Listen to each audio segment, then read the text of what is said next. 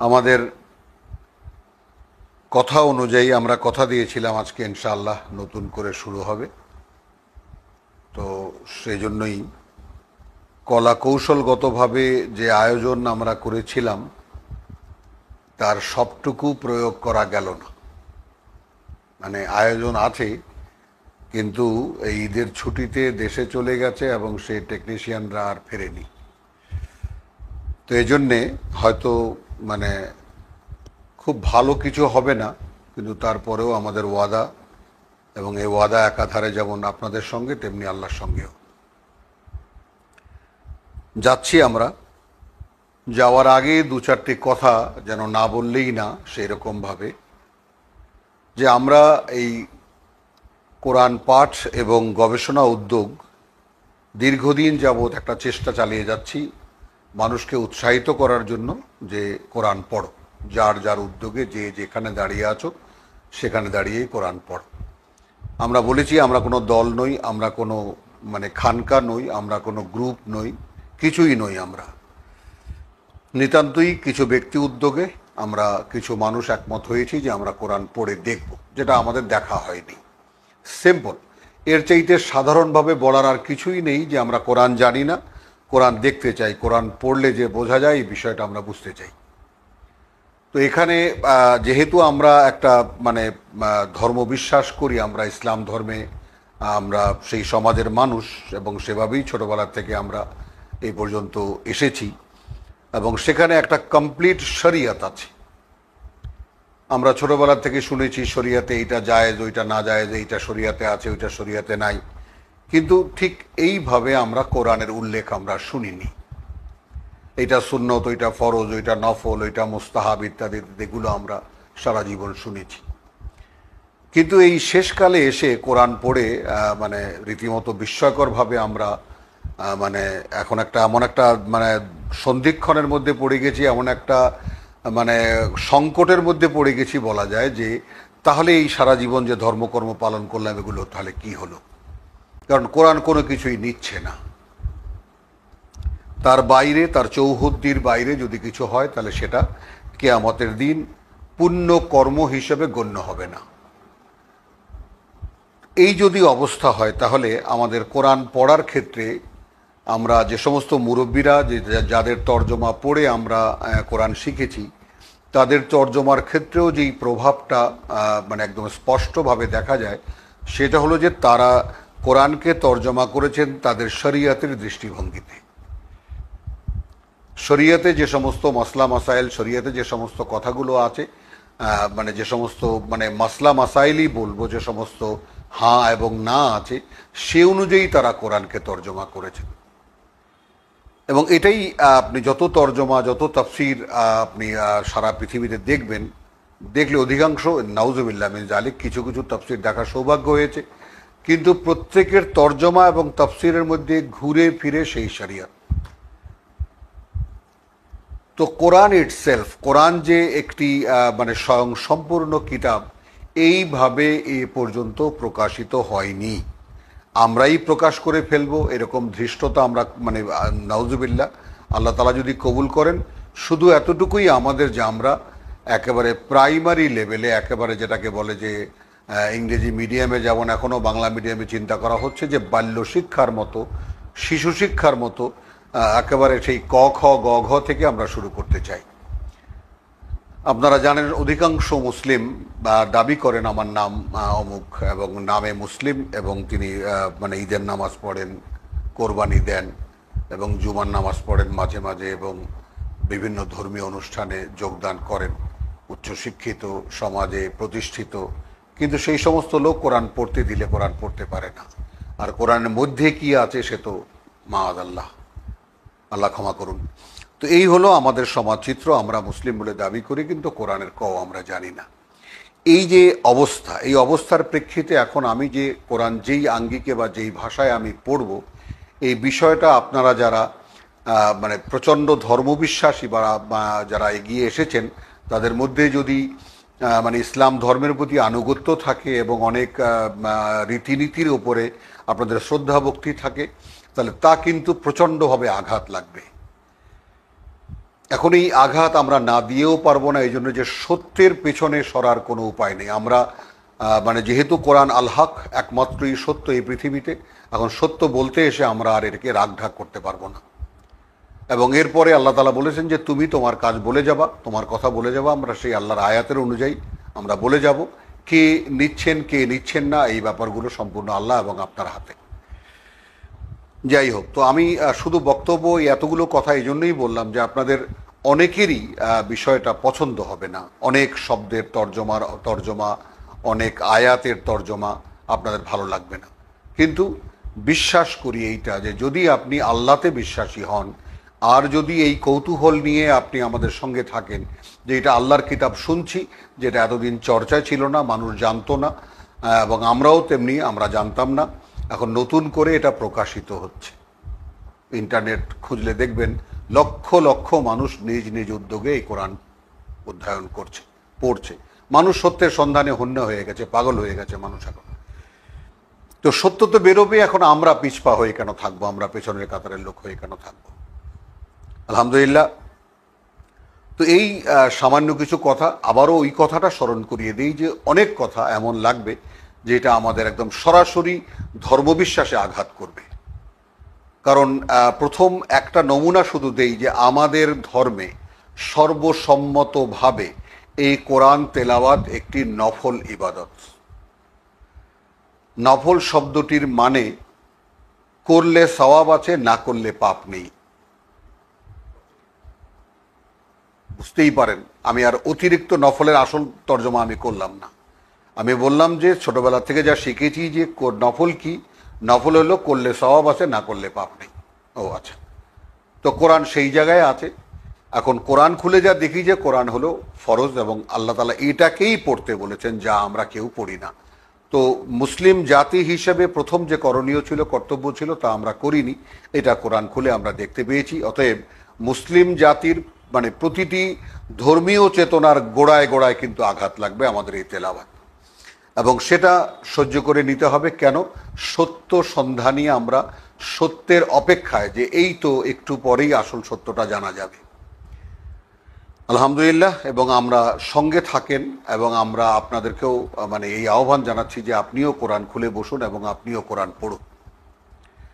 তো আলহামদুলিল্লাহ, আজকে আমাদের মানে প্রোগ্রাম ছিল বা আমাদের নির্ধারিত সময় ছিল যে আজকে আমরা যারা নতুন এসেছেন, অনেকেই এসেছেন আমি দেখে রীতিমতো আলহামদুলিল্লাহ আল্লাহর কাছে শুকরিয়া আদায় করি যে অনেকেই রীতিমতো ক্লাসে বসেন। তো এখন এই জন্য তাদের জন্য একদম সরাসরি বিভিন্ন জায়গার থেকে মানে এসেছে, দাবিও এসেছে যে নতুন করে আবার পড়া হোক। তো তাদের দাবিকে সামনে রেখে বিসমিল্লাহির রহমানির রহিম সূরা ফাতিহা থেকে আমরা সূচনায় যাচ্ছি। সূরাতুল ফাতিহা কোনো তাফসির হবে না, শুধু তর্জমা। কিন্তু সে তর্জমার ক্ষেত্রে দু চারটি কথা বাড়তি, এই জন্যে যে আমরা বাংলা ভাষাভাষী মানুষ, অনেক আরবি শব্দের সরাসরি একটা দুটো শব্দে হয়তো মানে বোধে আসতে চাইবে না ব্যাপারটা। তো বিসমিল্লাহ আর রহমান আর রাহিম, নিয়ে নাম আল্লাহর পরম করুণাময়, এবং মানে যাকে বলে যে আমরা যেভাবে তর্জমা করি যে দয়ালু দাতা, আর রাহিম দয়ালু দাতা, আর রহমান পরম করুণাময় দয়ালু দাতা, আল্লাহর নামে। আলহামদুলিল্লাহ, সাধারণত আমাদের সমস্ত তর্জমায় লেখা আছে সকল প্রশংসা। এখন আলহামদ আমরা আমাদের প্রচলিত সমাজের যে সমস্ত আচার আচরণ আমরা করি, তার মধ্যে থেকেও যদি দু চারটি উদাহরণ আমরা দেই, বুঝে যাবেন ব্যাপারটা যে আসলে কি। যেমন ভাত খেয়েছি, বললাম আলহামদুলিল্লাহ। ভাই কেমন আছেন? ভাই আলহামদুলিল্লাহ। হ্যাঁ ভাই কেমন যাচ্ছে? ভাই আলহামদুলিল্লাহ। তো আসলে এই শব্দটাকে কি আপনি প্রশংসা সূচকভাবে ব্যবহার করেন, না কৃতজ্ঞতা প্রকাশে ব্যবহার করেন? এই বাড়তি কথা দু চারটে এই কারণে এসে যাবে। তাহলে আসলে হামদ মানে কৃতজ্ঞতার প্রকাশ। যত রকমের কৃতজ্ঞতার অভিব্যক্তি হতে পারে তা সব আল্লাহর। সমুদয় কৃতজ্ঞতার অভিব্যক্তি আল্লাহর জন্য। লিল্লাহ রব্বুল আলামিন, রব্বিল আলামিন, তো রব শব্দটির মানে আমরা অধিকাংশ সময়ই আমরা তর্জমা করি না। আলেম ওলামারা নিষেধ করে দিয়েছেন যে রব মানে রব, বাস, এখন তুমি যা বোঝো তা দিয়ে। কিন্তু সেখানেও তো দাঁড়িয়ে থাকা যায় না। আমরা দাঁড়িয়ে থাকবো না বলে আমরা ভেদ করব এই ভাষাকে, এই উদ্দেশ্যে আমরা রওনা করেছি। আল্লাহ আমাদেরকে যেখানে নিয়ে পৌঁছান। তো রব মানে আসলে সৃষ্টিকর্তা, প্রতিপালক। একটা কথা আবারও স্মরণ করিয়ে দিই, কোরআনের যে কোনো শব্দের যে তর্জমাই আমরা বলবো, সে তর্জমা বলবো কোরআন থেকে, বাইরে থেকে নয়, তাই না? তো এক নমুনা হিসাবে এক্ষুনি যেটা দেখাবার সেটা হলো যে আমরা প্রার্থনা করি মসজিদে মসজিদে, যখন আমরা প্রার্থনা করি তো সেখানে আমরা দেখেছি যে ইমাম সাহেবরা খুব সুর করে একটা কথা বলেন এবং বিভিন্ন জায়গায় আমরাও জানি।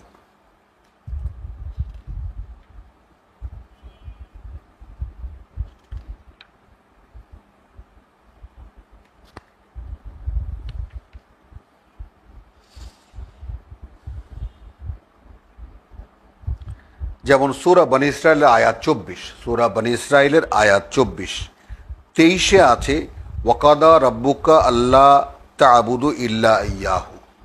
সিদ্ধান্ত জানিয়ে দিয়েছেন তোমার প্রতিপালক, রব্বুকা এলো, গোলামি করবে না শুধু তিনি ছাড়া আর কারো, ওয়াবিল ওয়ালিদাইনি ইহসানা, আল্লাহর পরেই এবং পিতামাতার প্রতি সদয় আচরণ। ইম্মা ইয়াবলুগান্না ইনদাকাল কিবারা, যখন তারা তোমার কাছে থেকে বার্ধক্যে পৌঁছাবে, আহাদুহুমা আও কিলাহুমা, তাদের একজন অথবা দুজনেই, ফালা তাকুল্লাহুমা উফিন, আমি বাড়িয়ে বলতে হবে এখানে যে তাদের কোনো আচরণে তোমরা উফ পর্যন্ত বলতে পারবে না, বিরক্তিসূচক কোনো শব্দ তোমাদের মুখ থেকে বেরোবে না। ওয়ালা তানহারহুমা, ঝাঁকুনি দিয়ে কথা বলবে না। ওয়াকুল্লাহুমা কাউলান কারীমা, বরং বলবে তাদেরকে সম্মানজনক কথা, তাদের সাথে যে কোনো কথা বলবে তাদের সম্মান যেন যথাস্থানে বজায় থাকে। ওয়াকফিজ লাহুমা জানাহা যুল্লে, দুটি বাহু, জানাহুন বাহু, দুবাহু মেলে দেবে তাদের জন্য মমতায় এবং করুণায়। তো মমতা এবং করুণা, স্নেহ এবং মায়া, মমতা দুটোই থাকবে তোমার সেই তোমার সেই আলিঙ্গনের মধ্যে। মানে আলিঙ্গন করে কি রাখবে না, ওই তোমার অ্যাটিটিউডটা এরকম থাকবে যে তুমি যেন তাদেরকে একদম কোলে করে রেখেছো এইভাবে। কেন? কথাটা এর পরেই আছে, ওয়াকুল রব্বির হামহুমা কামা রাব্বায়ানি সাগীরা। দেখুন এইখানে দুইবার আছে কথাটা। তো রব্বে এর হামহুমা,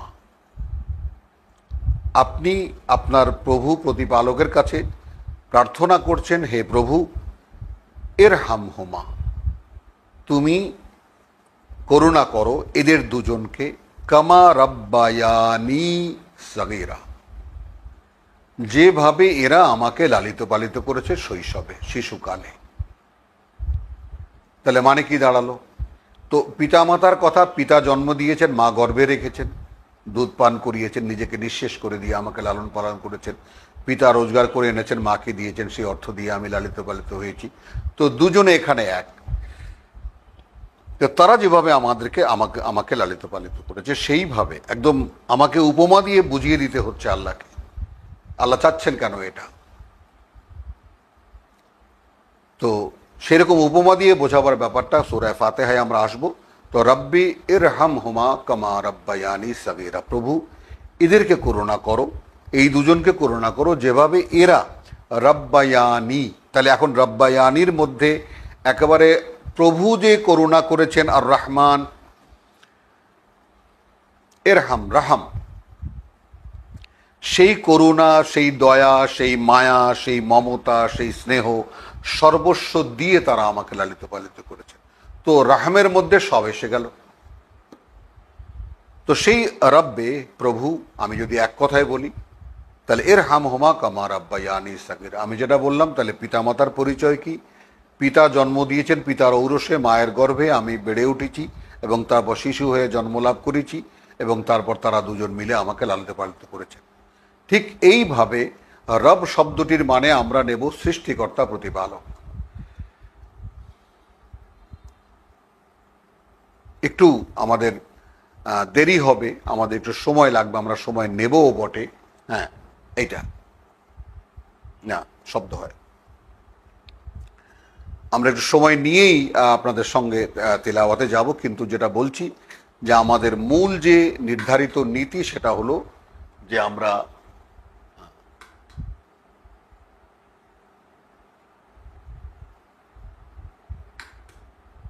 হয়নি এখনো, আর একটু আসবে দিকে। তো সেটা হলো যে আমরা কোরআনের মধ্যে, কোরআনের চৌহদ্দির মধ্যে থেকে প্রত্যেকটি আয়াত, প্রত্যেকটি শব্দের অভিব্যক্তি আমরা তুলে ধরার চেষ্টা করব। এই জন্য হয়তো সময় লাগবে। তো দেখলেন সূরা বনী ইসরাইল আয়াত 24-এ রব্বির হামহুমা কামা রাব্বায়ানি সগীরা, সেই জন্য আমরা আলহামদুলিল্লাহ, লিল্লাহ, এটা আমি ওই যে তাফসির করছি না বললাম, তবুও তাফসিরের মতোই। তো লিল্লাহ বলতে আল্লাহর জন্য। এখন আল্লাহ শব্দটিও একটি যৌগিক শব্দ। আল ইলাহ, একমাত্র মান্য। আল ইলাহ যেমন আল হামদ, তেমনি আল ইলাহ, একমাত্র মান্য।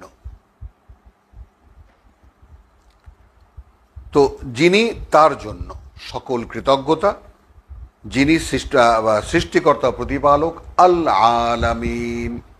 আল আলামিনের বহু রকমের তর্জমা শুনেছেন, এবং হয়ও নিখিল জাহানের, এখানে যেটা অভিব্যক্তিতে আছে নিখিল জাহানের, এরকম বিভিন্ন তর্জমায় বিভিন্ন রকম পাওয়া যায়।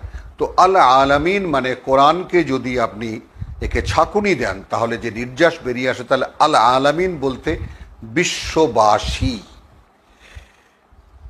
এই পৃথিবীতে যারা বাস করে, মানে কোরআন যাদের সাবজেক্ট, কোরআনের সঙ্গে যাদের সম্পর্ক, তারা আল আলামিন, বিশ্ববাসীর। আর রহমান আর রাহিম, আবার আসলো সেই বিসমিল্লাহির রহমানির রহমান আর রাহিম, আবার রিপিট হলো আলাদা আয়াত হয়ে। তিনি পরম করুণাময়, দয়ালু দাতা, গেল 3খানা আয়াত। আবার মানে আপনার যাকে বলে যে ভিন্ন মতে 4খানা আয়াত বিসমিল্লাহকেও তারা এর মধ্যে ধরে নেয়। তো এই তর্কে আমরা যাব না। 3খানা আয়াত আমাদের হিসেবে চলে গেল মালিক ইয়ৌমিদ্দিন, না এই 2খানা গেল মালিক ইয়ৌমিদ্দিন। এখন বিচার দিনের মালিক, মালিক শব্দটি এমন একটি অভিব্যক্তি যে এই গাড়িটির মালিককে অমুক, এই বাড়িটির মালিককে অমুক, এইটা কার? আমার। দ্বিতীয় কোনো প্রশ্নের কোনো সুযোগ থাকে না। তো কিসের মালিক তিনি? ইয়ৌমিদ্দিন। দিন বলতে কি? বিচার দিনের মালিক। বিচার কথাটা কিন্তু এখানে নেই। তো আদ-দিন বলতে দেনা আদায়ের দিন। এটা আমাদের এই কিউএসআরএফ বা কোরআন পাঠ ও গবেষণা উদ্যোগের পক্ষ থেকে আমরা বলছি যে আদ-দিন বলতে দায়েন থেকে, দাল ইয়া নুন, এই দায়েন থেকে দিন, এর মূল শব্দ দায়েন। তো আমরা অত শব্দ বিশ্লেষণেও যাব না, খুব হালকাভাবে কথাটা। তো ইয়ৌমিদ্দিন, যেদিন সকলের দেনা আদায় হবে। তো দেনাটা মানে এই দেহটি সৃষ্টিকর্তার কাছে আপনার দেনা, একটি বিশেষ চুক্তিতে তিনি আপনাকে এখানে পাঠিয়েছেন, সেটাও আমরা সামনে দেখাবো, তাই না? সেটাও আমরা 172 সূরাতুল আরাফ দেখেই যাই আমরা। ওয়াইদ আখাযা রাব্বুকা মিন বানি আদম, যখন তোমার প্রতিপালক নিয়েছিলেন, 172 7 নম্বর সূরা, মিন বানি আদম, আদম বংশধরদের থেকে। এটা কিন্তু তখন বনি আদম মানে আখ্যা দেওয়া নাম, মানে যারা বনি আদম হতে যাচ্ছে, তখন কিন্তু বনি আদম হয়নি। হ্যাঁ, কামা খালাকনাকুম আউওয়ালা মাররা, প্রথমে আমরা প্রত্যেকেই ইন্ডিভিজুয়াল, প্রতিটি মানুষ আলাদা একটি সৃষ্টি আল্লাহর, এবং সেইভাবে আমরা সৃষ্ট হয়েছি। তারপর পরীক্ষার জীবনে এই পৃথিবীতে একটি নিকৃষ্ট জায়গায় পাঠাবার আগে একটি নিকৃষ্ট পদ্ধতিকে অবলম্বন করেছেন, যে মানুষের বীর্য থেকে মানুষের জন্ম হবে, যাতে মানুষের মধ্যে কোনো অহংকার বাসা বাঁধতে না পারে, দানা বাঁধতে না পারে। তো এগুলো সব আমরা পাবো ইনশাল্লাহ সামনে। তো মিন বানি আদম মিন যুহুরিহিম যুররিয়াতাহুম, এই কথাটা পরিষ্কার করে দিল যে তাদের পিঠ থেকে তাদের বংশধরদেরকে বের করে। এখন আমি আমার পিতার সন্তান, আমার পিতার 10টি সন্তান, এবং আমার 5টি সন্তান। তো এইভাবে কে কার সন্তান হবে এর একটা প্রদর্শনী, একটা ডেমনস্ট্রেশন তখন হয়েছে। পৃথিবীতে যাচ্ছ, তুমি অমুকের পুত্র, তুমি অমুকের পুত্র, তুমি অমুকের পুত্র, তুমি অমুকের পুত্র, এই সিরিয়ালে তোমাদের পৃথিবীর জীবনটা যাবে। ওয়া আশহাদাহুম আলা আনফুসিহিম, এবং সাক্ষী করেছেন তাদেরকেই তাদের বিরুদ্ধে। এই জায়গাটা খেয়াল করুন, আশহাদাহুম আলা আনফুসিহিম, তাদের বিরুদ্ধে, তাদের ওপরে। কি? আলাস্তু বিরাব্বিকুম, আমি কি তোমাদের সৃষ্টিকর্তা প্রতিপালক নই? সেখানে আপনিও উপস্থিত, আমিও উপস্থিত, বাবা আদমও উপস্থিত, মোহাম্মদ রসুল্লাহ সাল্লাহ আলাইসাল্লাম, যত নবী রসুল সকলে উপস্থিত অ্যাজ এ হিউম্যান বিং, প্রত্যেকটি ইন্ডিভিজুয়াল মানুষ হিসেবে, তাই না? এটাও ওই যে বললাম, এটাও দেখে নিন যে কিভাবে সূরা আনামের 94, দেখুন আল্লাহ তাআলা সঙ্গে আছেন বলে একই সঙ্গে বেরিয়ে যাচ্ছে, কোনো পৃষ্ঠা উল্টাতে হচ্ছে না। ওয়ালাকাদ জিতুমুনা ফুরাদা, 94, 6 নম্বর আয়াত সূরা। সেই তো এলে তোমরা একা একা, কামা খালাকনাকুম আউওয়ালা মাররা, হ্যাঁ, যেভাবে সৃষ্টি করেছিলাম তোমাদেরকে প্রথমবার। তো প্রথমবার সৃষ্টির বিষয়টা আমার কোনো কথা নয়, কোরআনের কথা। ওয়া খাওয়ালনাকুম ওয়ারা যুহুরিকুম, আর যা কিছু দিয়ে তোমাদেরকে পেঁচিয়ে দিয়েছিলাম সেগুলো সব রেখে এসেছো পেছনে, অর্থাৎ পৃথিবীতে রেখে এসেছো। তো এই হলো প্রথম আমাদেরকে আল্লাহ তাআলা সৃষ্টি করেছেন। তারপর এই পৃথিবীতে আসার জন্য আদম প্রথম মানুষ ছিলেন এবং তার বংশধারা হয়ে আমরা পৃথিবীতে এসেছি। সেই জন্য বনি আদম একটা নাউন বলতে পারেন, একটা নাম, তাই না? যেমন কোরআনে আমরা পাবো বনি বা ইসরাইলের বংশধর, তেমনি বনি আদম বংশধরদের কাছ থেকে, তাদের পিঠ থেকে তাদের সন্তানদেরকে বের করে কথা নিয়েছেন এবং সাক্ষী রেখেছেন তাদেরকে তাদের উপর। এই সাক্ষীর মানে কি? অর্থাৎ আমাকে যদি বলা হয়, যেমন আমি যদি কোনো একটা জায়গায় চাকরি করি এবং সেখানে যদি আমার মালিক আমাকে বলে যে বলো তুমি আমার এই ফার্মে চাকরি করো না, আমি কি বলবো? এইটা হলো তাকে তার বিরুদ্ধে সাক্ষী রাখা। আলাস্তু বিরাব্বিকুম, আমি কি তোমাদের সৃষ্টিকর্তা প্রতিপালক নই? ক্বালু বালা, আমরা সকলেই বলেছি হ্যাঁ অবশ্যই। শাহিদনা, আবার ওখানে যেমন আশহাদাহুম আলা আনফুসিহিম, এখানে আবার শাহিদনা, সাক্ষী থাকছি আমরা, সাক্ষী থাকছি, দিচ্ছি না। যেমন আছে না যে আমি স্টেটমেন্ট দিচ্ছি একটা, এটা এক ধরনের ব্যাপার, সাক্ষী দেওয়াটা এক ধরনের, আই বেয়ার উইটনেস। অর্থাৎ আমি তো আগে ছিলাম না, আমি যখন সচেতন আমাকে দেখি, তখন আমার অটোমেটিক্যালি আমার ভিতরে প্রশ্ন জাগে যে আমার মতো এই বিস্ময়কর এক সৃষ্টিকে সৃষ্টি করলো। যদি আপনার মনে জাগে, আপনাদের মধ্যে আসে, তা দেখবেন সেরকম।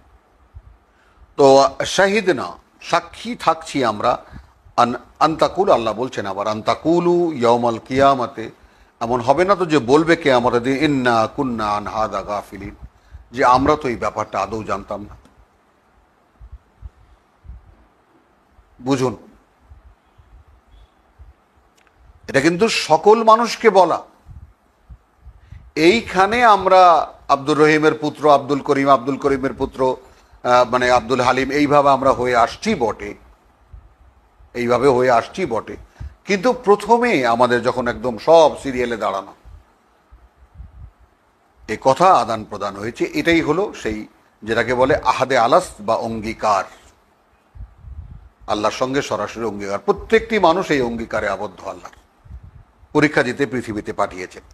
তো এই জন্যে এইরকম কিছু কিছু মৌলিক কথায় আমরা একটু ডিটেলে যাব এবং কোরআন থেকেই যাব, আবার আমরা সুন্দর করে তেলাওয়াতেও আমরা যাব ইনশাল্লাহ। তো মালিক ইয়াউমিদ্দিন, ওই যে এমন হবে না তো যে কিয়ামতের দিন বলবে, এখানে আসলো ইয়াউমাল কিয়ামা।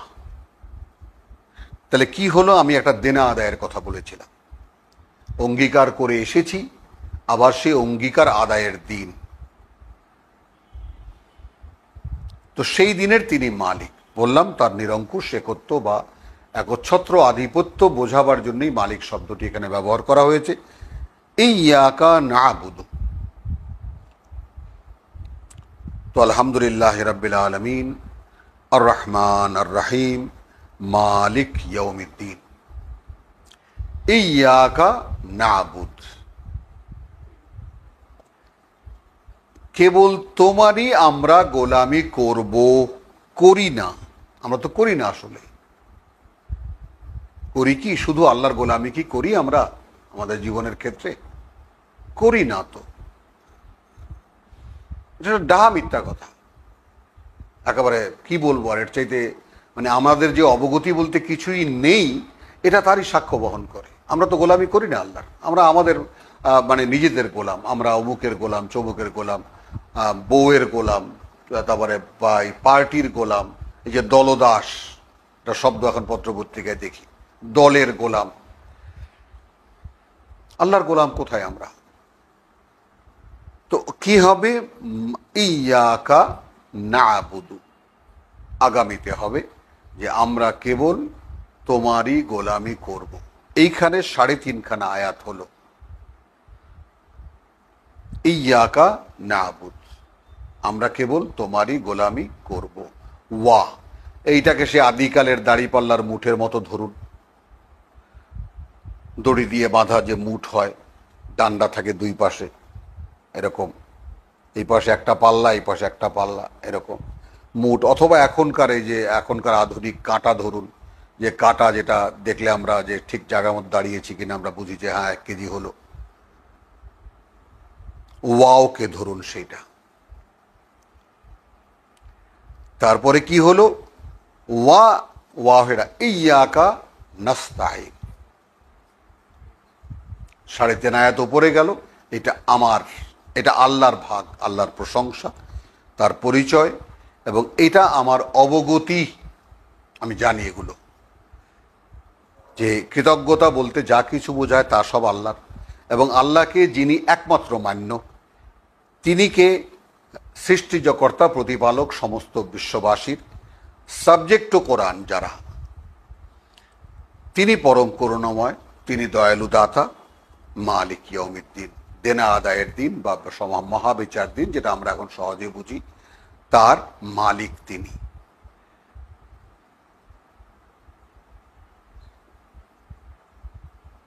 হচ্ছে না বোধ হয়?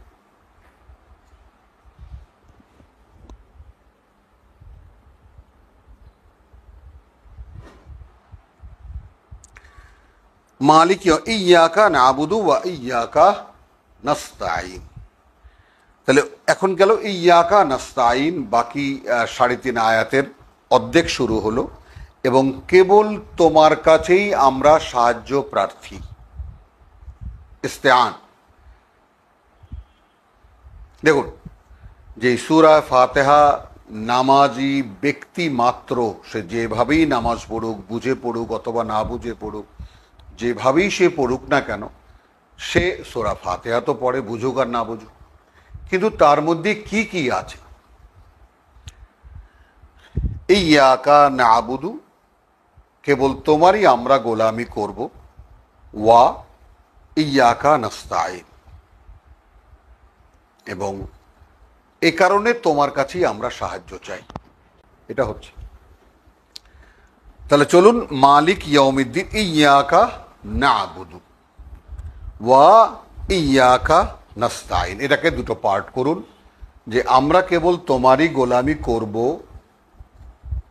অতএব ওয়াওকে নিন, অতএব ইয়্যাকা নাস্তাঈন, মানে কেবল তোমারই সাহায্য আমরা চাই। ভাবুন ব্যাপারটা। তাহলে একেবারে মালিক ইয়াউমিদ্দিন উপর দিকে যান, হচ্ছে না তো?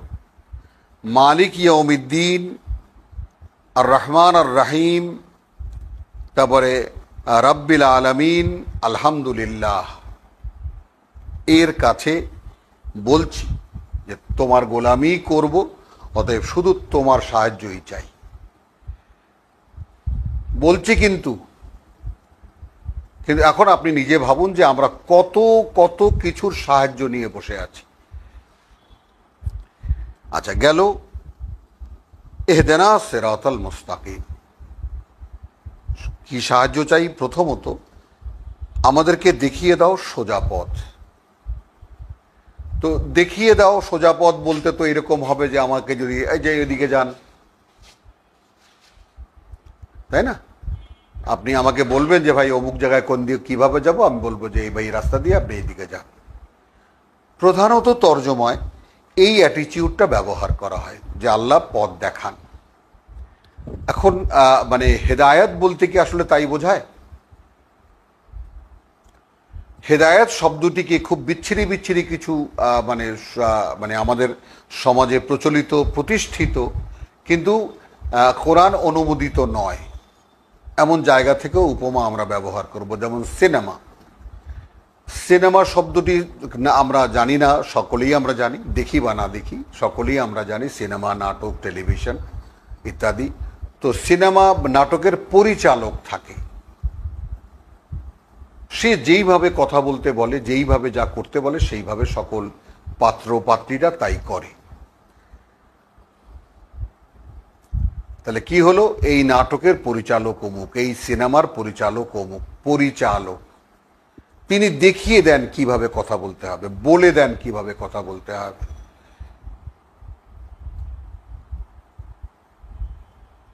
তাহলে তিনি এমন না যে দেখিয়ে দেন এই এই আসো এই যে গল্প এরকম একটা সিনেমা হবে তো তোমরা সব করে নাও, এরকম না। প্রত্যেকটা কথার সঙ্গে সঙ্গে তিনি দাঁড়িয়ে থাকেন, দেখেন যে হচ্ছে কিনা কথাটা। ভাবুন ব্যাপারটা একটু। পরিচালক সম্পর্কে আপনাদের কোনো অবগতি না থাকলে জিজ্ঞেস করুন দু চারজন মানুষের কাছে যে একটা নাটক বা একটা সিনেমার পরিচালকের দায়িত্বটা কি, কাজটা কি। তারই ইংরেজি হলো ডাইরেক্টর,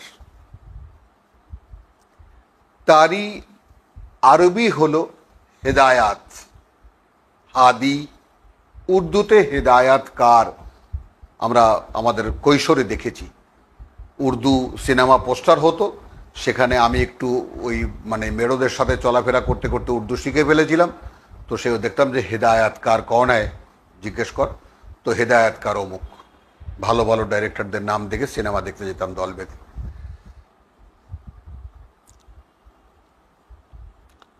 তো ইয়াকা নাবুদু ওয়া ইয়াকা নাস্তাইন দাঁড়ালো কি? আমরা কেবল তোমারই গোলামি করব এবং আমরা এ কারণে আমরা তোমারই সাহায্য চাই। এখন এইটা একটা অঙ্গীকার, নিশ্চিত করে বলছি কেবল তোমারই গোলামি করব। এই অঙ্গীকার যদি কোনো একটি নামাজে দাঁড়িয়ে আপনি করেন, এরপর কি আর কিছু আপনার পক্ষে করা সম্ভব? ভাবুন। ওয়াইয়াকা নাস্তাইন, অতএব কেবল তোমারই সাহায্য চাই। তো আমরা এই কথার ধারে কাছেও আমরা নেই, না তার গোলামি আমরা করি আর না তার সাহায্য আমরা পাই। আমরা আমাদের শরীয়ত একটা নামাজ তৈরি করেছে, এই নামাজ 5 ওয়াক্ত, এতে মানে আপনার যাকে বলে যে জামাতে বললে 27 গুণ সওয়াব। তো এই একটা সওয়াব আমরা বস্তা বানতেছি যে কে আমাদের দিনে আল্লাহর কাছে গিয়ে বলবো যে এত এত নামাজ পড়েছি, হিসাবগুলো দাও, অ্যাকাউন্টটা দাও আমার। গোলামি গেল কোথায়? ইবাদতটা গেল কোথায়? যেটা ইবাদত, দেখুন না কিরকম চমৎকার ভাবে আমরা ইবাদত বন্দিগি করবেন। খুব বেশি বেশি ইবাদত বন্দিগি মানে কি? নামাজ, রোজা, হজ, যাকাত। কদরের রাত সামনে কি করবেন? বেশি বেশি করে মানে ইবাদত বন্দি, তসবিহ তাহলিল করবেন এবং ইবাদত বন্দিগি করবেন। তার মানে তখন ইবাদত বন্দিগি চলে এলো শুধু নামাজের মধ্যে। তাহলে যেহেতু আগেই খুঁটি গাড়া হয়েছে নামাজ, রোজা, হজ, যাকাত, এলো ইবাদত। বাদবাকি জীবন, ব্যবসায়ী জীবন, পারিবারিক জীবন, সামাজিক জীবন, এগুলো কোথায় যাবে? এগুলো সব তোমার ইচ্ছা মতো, সমাজের নিয়ম মতো। সমাজ কারা চালায়? তাগুত চালায়, আল্লাহ দ্রোহী যারা তারা চালায়। তাহলে আমার প্রধান অংশ 99 ভাগ আমার কথায় তাগুতের আন্ডারে, তাগুতের গোলামি করি আমি। 1 ভাগ আমি ইসলাম ধর্ম বিশ্বাস করি, অতএব নামাজ রোজা করি, টাকা পয়সা থাকলে হজ করি, টাকা পয়সা হিসাব করি না সেটা সৎ না অসৎ। হ্যাঁ, হজে যেতে হয়, হজে যাই। ছেলে পুলিশে চাকরি করে, তো ছেলে বলেছে বাবা এবার হজ করতে যান, ওই জন্য যাচ্ছি আমি। তো আমি ছেলেকে জিজ্ঞেস করিনি বাবা হজ করার মতো টাকা কিনা এটা ইত্যাদি। হ্যাঁ, তো যাই হোক, তো ইয়াকা নাবুদু ওয়া ইয়াকা নাস ইহদিনা সিরাতাল মুস্তাকিম। এখন আমরা তর্জমা করতে চাই, চালাও আমাদেরকে সোজা পথে। তাহলে দেখুন আপনি নিরাপদ বোধ করবেন। আমরা কেবল তোমারই গোলামি করব, অতএব তোমার সাহায্যই চাই। তো তোমার সাহায্য কি চাই? তোমার সাহায্য চাই এই যে তুমি আমাদেরকে চালাও তোমার নির্ধারিত পথে, সোজা পথে, সিরাত আল মুস্তাকিম, যেই পথ তুমি আমাদের জন্য নির্ধারণ করেছো। হচ্ছে না কিন্তু কথাটা, পূর্ণতা পাচ্ছে না। আমাকে উপমা দিয়ে বোঝাতে হচ্ছে, আমাকে বলতে হচ্ছে রেফারেন্স দিয়ে, সিরাত আল্লাযীনা আনআমতা আলাইহিম, পথ তাদের যাদের উপরে তুমি ইনআম করেছো। নেয়ামাত শব্দটি ইনআম করেছো, আনআমতা আলাইহিম আমরা পাবো সামনের তেলাওয়াতে বেশ কয়েকটা জায়গায়। তো আনআমতা আলাইহিম বলতে ছাকুনি দিলে যেটা বার হয় সেটা হলো রব্বুল আলামিন নবী রাসূলদেরকে ইনআম করেছেন, অর্থাৎ তার ওহীর সংযোগ দিয়েছেন। তার অদৃশ্য জিবরাইল আমিন বা ফেরেশতাদের মাধ্যমে যেই মানে একটা অদৃশ্য একটি যোগাযোগ মাধ্যম আছে, ওহী, এবং সেই ওহীর সংযোগ যাদেরকে দিয়েছেন, যাদেরকে সরাসরি তিনি চালিয়েছেন, তারা আনআমতা আলাইহিম, এবং তাদের সঙ্গে তাদের কথায় প্রথম যারা সাড়া দিয়েছেন এবং আল্লাহ যাদেরকে মনোনীত করেছেন সাধারণের মধ্যে থেকে, এদেরকে মিলিয়ে হয় আনআমতা আলাইহিম। তাহলে এখন আমাকে আনআমতা আলাইহিম কারা, এই কথাটা যদি আমি না জানি তাহলে এই বলাটা বেকার না?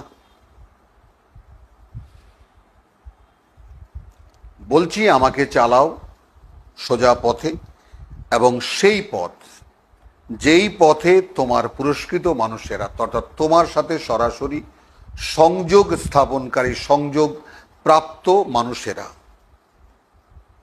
গায়রাল মাগদুবে আলাইহিম ওয়ালা দাল্লিন, যাহারা অভিশপ্ত নয়, যাহারা পথভ্রষ্ট নয়, এভাবে এসেছে। এখন এখানে আল মাগদুব বলতে একটা অস্তিত্ব কোরআনে পাওয়া যায়, তার নাম ইবলিস। 7 বার এ কোরআনে বিশাল বিশাল অধ্যায় নিয়ে আছে। তো সেগুলো আমরা তো মানে সাধারণ পাঠের মধ্যে পেয়ে যাব ইনশাআল্লাহ। আগাম যে সংবাদটা আমি আপনাদেরকে একটু পার্থক্য করার জন্য দিচ্ছি, যে না আল মাগদুব, যেহেতু আল মাগদুব একটু এখানে তর্জমা যাহারা অভিশপ্ত নয়, যারা পথভ্রষ্ট নয়, এটা আরবির সম্পূর্ণ হক আদায় হয় না, তাই না? ঠিক এটা ভাবের অর্থ, এটা ভাব অর্থ, এটা যারা অভিশপ্তও নয়, অর্থাৎ নবী রাসূলরা অভিশপ্তও নয়, নবী রাসূলরা পথভ্রষ্টও নয়। কথার জায়গায় কথা ঠিক আছে, আমরা এই জায়গায় কোনো চ্যালেঞ্জ করছি না, নাউজুবিল্লাহ, কিন্তু আমরা একটু বোঝার জন্য নিজেরা যখন খুঁজেছি তাতে যা পেয়েছি সেটা বলছি। না গায়ের মানে না, সরাসরি না ধরুন, আল মাগদুব সেই অভিশপ্তটা, আলাইহিম চড়াও হয়েছে তাদের উপরে, ওয়ালা আদ-দাল্লিন আর না তারা পথভ্রষ্ট হয়েছে। তো পৃথিবীতে পথভ্রষ্ট হওয়ার একমাত্র কার্যকারণ হলো শয়তান। এই জায়গাটায় আবার আরেকটা রেফারেন্স দিয়ে আমরা ফাতিহার পাঠকে শেষ করব, সেটা হলো সূরা 42-এ চলুন।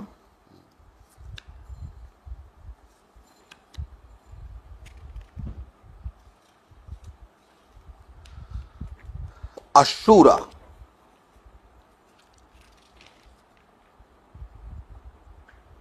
ইন্না লিল্লাহ,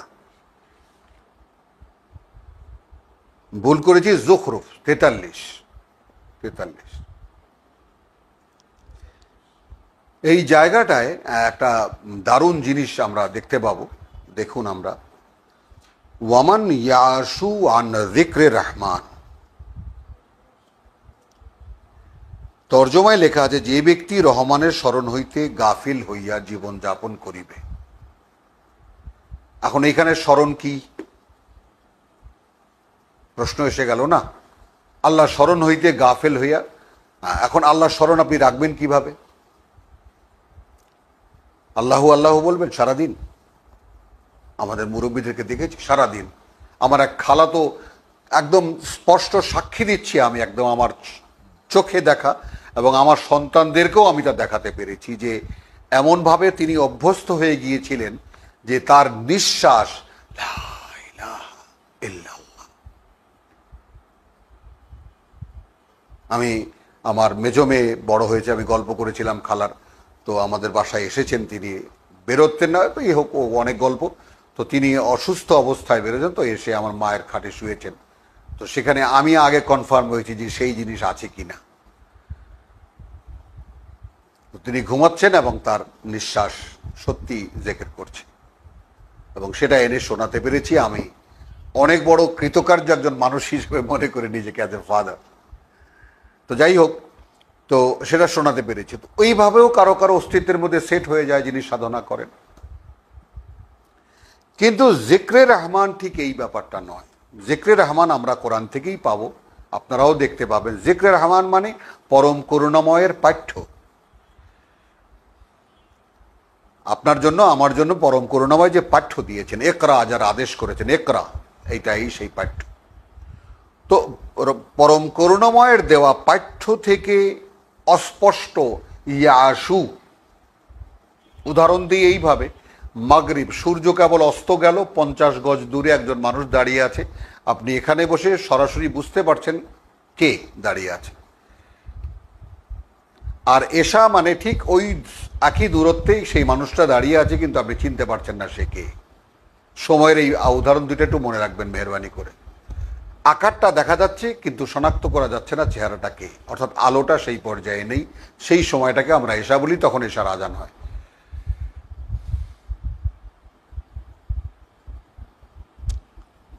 তো আমরা তর্জমা করি এইভাবে, ওয়ামান ইয়াসু আন যিকরির রহমান, যে অস্পষ্ট রাখবে তার নিজেকে, ইয়াসু নিজেকে অস্পষ্ট রাখবে পরম করুণাময়ের পাঠ্য থেকে। অর্থাৎ করুণাময় আপনার জন্য পাঠ্য দিয়েছেন। যেমন মনে করুন আপনার জন্য স্কুলে আপনি পড়েন, সিলেবাস আছে, এখন সেই সিলেবাসের সাথে আপনার কোনো খবর নেই, পরীক্ষা দেবেন কিভাবে বলুন? আপনাকে একটা বাংলা পাঠ্য দিয়েছে, ইতিহাস দিয়েছে, ভূগোল দিয়েছে, সায়েন্স বিজ্ঞান দিয়েছে, অঙ্ক দিয়েছে, আপনি তা জানেন না। খুব সাধারণ উদাহরণ দিয়ে নিজে বুঝে নেন, স্কুলের যে পাঠ্য তার সাথে আপনার কোনো সম্পর্ক নেই, তা আপনি ছাত্র থাকবেন কিভাবে? তো আপনাকে প্রথম আদেশ, এটা সকল সর্বজন বিদিত প্রথম ওহী, একরা বিসমি রাব্বিকাল্লাযী খালাক, যিনি সৃষ্টি করেছেন তার সম্পর্কে আগে জানো। আর জানো এই যে তোমাকে তিনি সৃষ্টি করেছেন আলাক থেকে, অতি অতি ক্ষুদ্র এক মানে জোকের মতো অস্তিত্ব থেকে। ওয়ামান ইয়াশু আন যিকরি রহমান নুকাইয়িদ লাহু শাইতানান। তো নুকাইয়িদ লাহু শাইতান, তার জন্য আমরা নিয়োগ করি একটি শয়তান। আল্লাহ কর্তৃপক্ষের কথা এটা।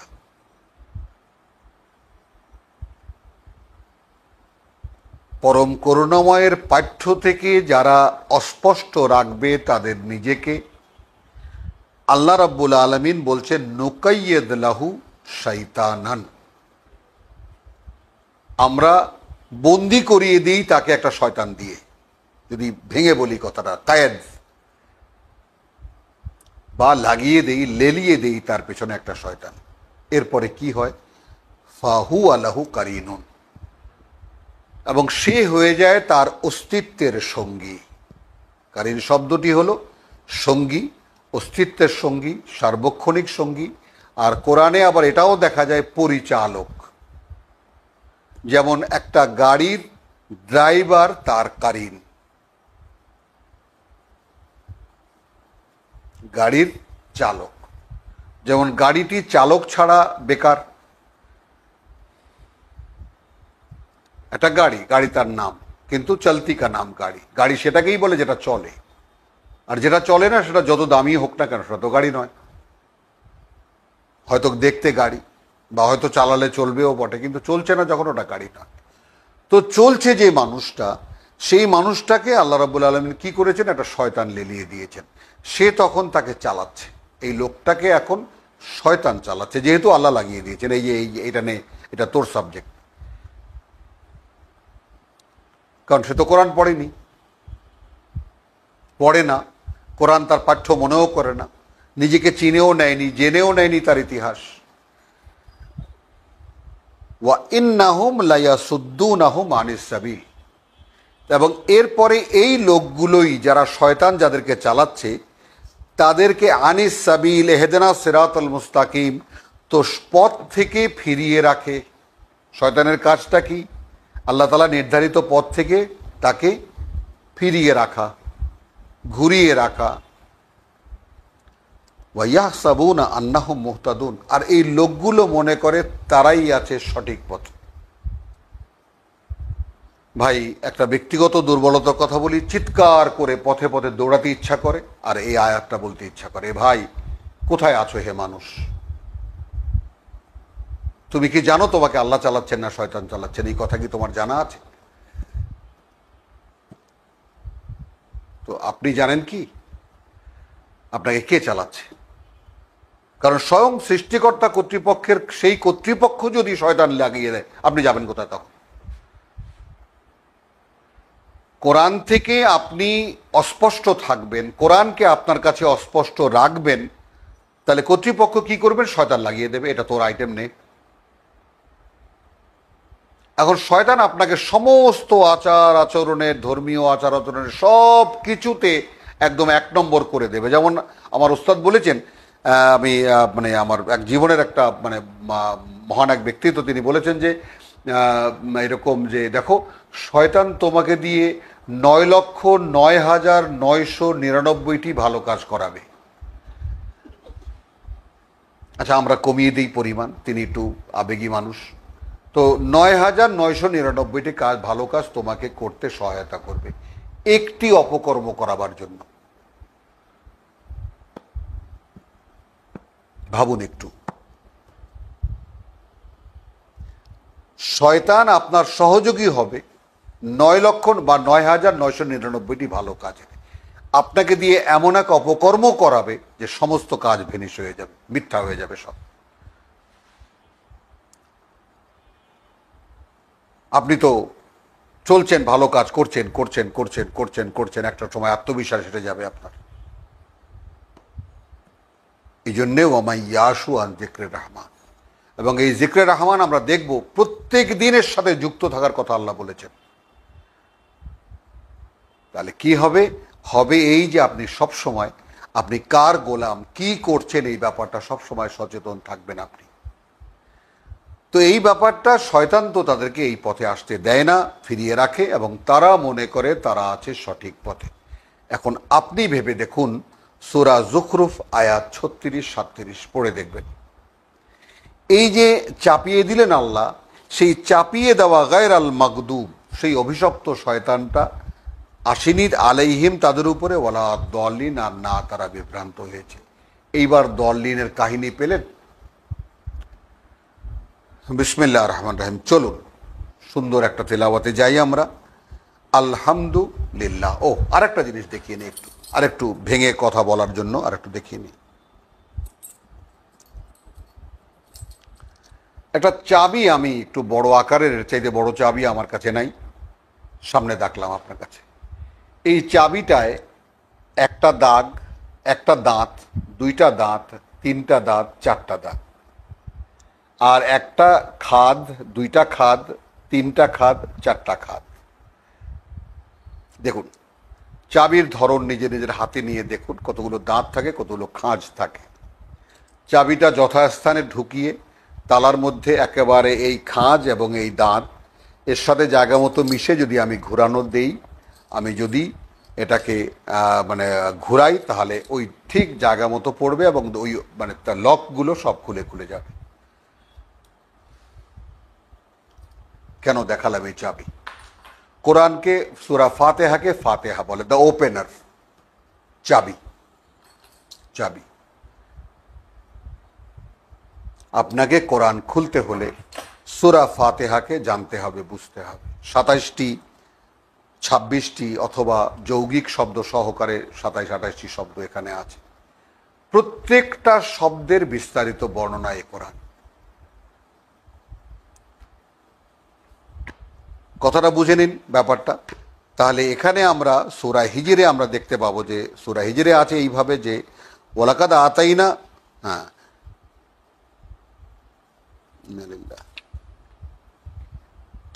সাবআ মিনাল মাসানি ওয়া কোরআনুল মাজিদ।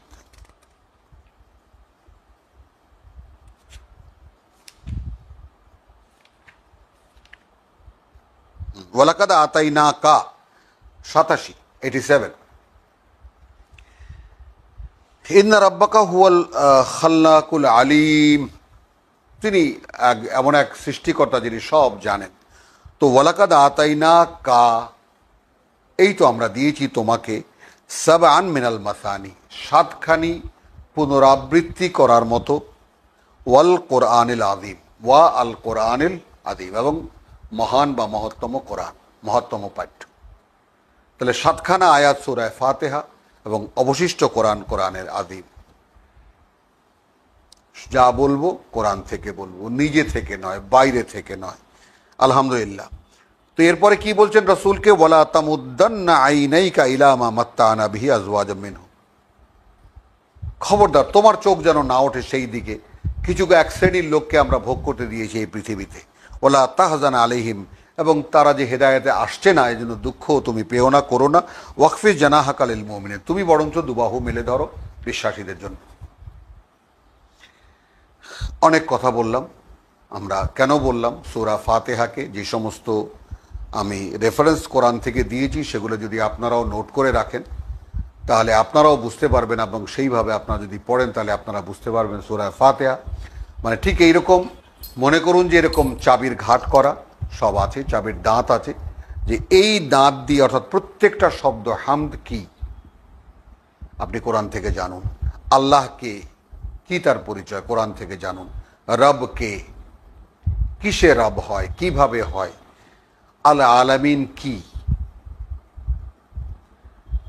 আর রহমান কে এবং কি, আর রাহিম কেন এবং কি জন্য কিভাবে, মালিক ইয়ৌম আদ্দিন। এইভাবে প্রত্যেকটি শব্দ খুঁটিয়ে খুঁটিয়ে আপনি দেখুন, প্রত্যেকটি শব্দের বিস্তারিত বর্ণনা এই কোরআন।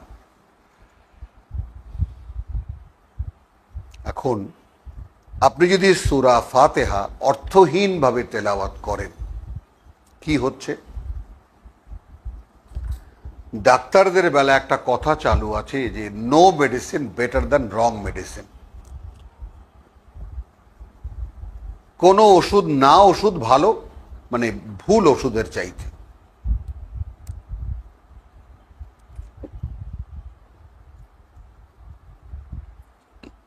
সর্বশেষ কথা, আল্লাহ বিশ্বাসী একটা জাতি, বা বরং এখনকার পৃথিবীতে 3টি জাতি, আল্লাহ, রসুল, কিতাব, এই 3টি জিনিসে বিশ্বাসী, ইহুদি, খ্রিস্টান এবং আমরা মুসলিম একই সঙ্গে বিরাজ করছে এই পৃথিবীতে, যেটা এর আগে কখনোই ছিল না। ইব্রাহিম পূর্ব যুগে কখনোই ছিল না। এটা জাতি আল্লাহ রসুল পাঠিয়েছেন এবং কিতাব রসুল্লাহ দেখিয়েছেন, বাস্তবায়িত করে দেখিয়েছেন, অস্বীকার করেছে যে কজন মানুষ মেনে নিয়েছিল তাদেরকে এবং নবীকে উদ্ধার করেছেন, বাদবাকি সব বুলডোজার চালিয়ে ফিনিশ করে দিয়েছেন, ভ্যানিশ করে দিয়েছেন। ইব্রাহিমের পরবর্তীকালে কিতাবী যুগ শুরু হলো। তখন কিতাবের যুগ, ছোট ছোট কথার মানে হেদায়েত ছিল, সামান্য সামান্য কয়েকটা কথা, যেগুলোর জন্য কিতাবের প্রয়োজনও ছিল না। মানুষের জ্ঞান, বুদ্ধি, মেধা, যোগ্যতা সব যত বিকাশ হতে থেকেছে অতই মানুষের মানে সব কিছু মানে বা তাদের সাজেশনও বেড়ে গেছে, পরামর্শও তাদের জন্য অনেক দিতে হয়। এখন এটা কিতাবের যুগ। তো এই কিতাবের যুগে এসে মানে যাকে বলে 3 কিতাবী জাতিকে আল্লাহ রাব্বুল আলামিন একই সঙ্গে পৃথিবীতে উপস্থিত রেখেছেন এবং 3 জনের কাছেই কিতাব আছে। আমরা বলবো যে ইহুদিদের কিতাব তাওরাত, খ্রিস্টানদের কিতাব ইনজিল বিকৃত হয়ে গেছে, কিন্তু মুহাইমিনান আলাইহি, সমস্ত বিকৃতি এই কোরআন থেকে তারা শুধরে নিতে পারে, নেয়নি। মুসলিমরা কি করেছে? তারা কি শুধরে দিয়েছে? এ ভাই দেখো তোমাদের তাওরাত আসলে এরকম হবে, এ ভাই তোমাদের ইনজিল আসলে এরকম হবে? না, এই কাজটা না করে তারা বরঞ্চ 25 খণ্ড, 30 খণ্ড, 20 খণ্ড, 8 খণ্ড, 10 খণ্ডের কোরআনের তাফসির করেছেন। অর্থাৎ তিনি কি বুঝেছেন কোরআন সেইটা যেটা 2-4 জন 10 জন মানুষে পড়েছে, আর বাদ বাকি সব অপঠিতই থেকে গেছে। আলমারির শোভা হয়েছে এই সমস্ত তাফসির গ্রন্থগুলো। সাধারণের পাঠ্য তারা করতে পারেননি, অসাধারণ করে তুলেছেন। তো তো দেখলেও ভয়ে মানুষ কাছে আগাবে না যে 25-30 খান এত মোটা মোটা বই পড়ে আমি কি জানবো। তো সারা জীবনেও শেষ করা যাবে না একখানা তাফসির। অথচ কোরআন খুব সাধারণ কিছু কথা নিয়ে বারবার আবৃত্তি করে, সামান্য যেটা এতটুক বাচ্চাও মুখস্থ করতে পারে। আর ভাষা বিজ্ঞান বলছে 3 থেকে নিয়ে 7 পর্যন্ত, 3 বছর বয়স থেকে 7 বছর পর্যন্ত যে কোনো মানব শিশুকে পৃথিবীর দ্বিতীয় এবং তৃতীয় ভাষা শিক্ষা দিলে সে তা তেমন করেই বুঝবে যেমন সে তার মাতৃভাষা বোঝে। দৃষ্টান্ত আজকের আমাদের এই বাংলাদেশে ইংলিশ মিডিয়াম স্কুল, তাদের ছেলেদেরকে, তাদের বাচ্চাদেরকে ইংরেজি দিয়ে বাংলা বোঝাতে হয়। আমার ঘরে এর দৃষ্টান্ত বহু আছে।